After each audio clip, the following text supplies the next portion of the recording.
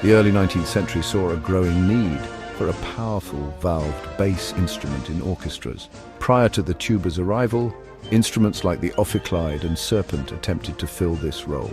These instruments, however, relied on keyed systems similar to those found on woodwind instruments. While these instruments had their own unique charm, their keyed mechanisms produced a less consistent and smooth tone compared to the emerging valved instruments. The invention of valves in the 1820s marked a turning point, promising a new era for brass instruments. This innovation paved the way for the development of a revolutionary instrument, the tuba. In 1835, Wilhelm Friedrich Wieprecht and Johann Gottfried Moritz, two German instrument makers, secured a patent for a new instrument they called the bass tuba. This marked the official birth of the tuba. Their creation, pitched in F, was equipped with 5 valves, employing an early system known as Berliner Pumpen valves, a precursor to the modern piston valves. The name tuba itself has ancient roots, derived from the Latin word for tube. This term had been used to describe various Roman and Greek instruments, later becoming a general term for horns and trumpets.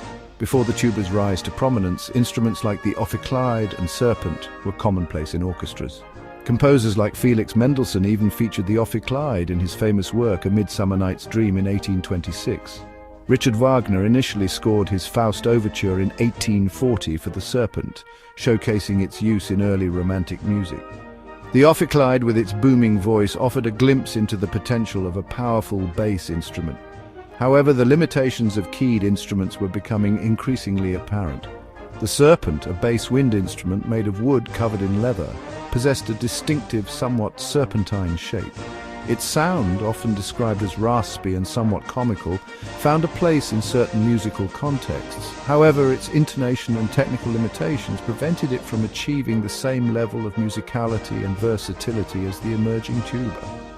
The arrival of the valved brass instruments, with their superior intonation and greater technical facility, gradually led to the decline of the ophicleide and serpent.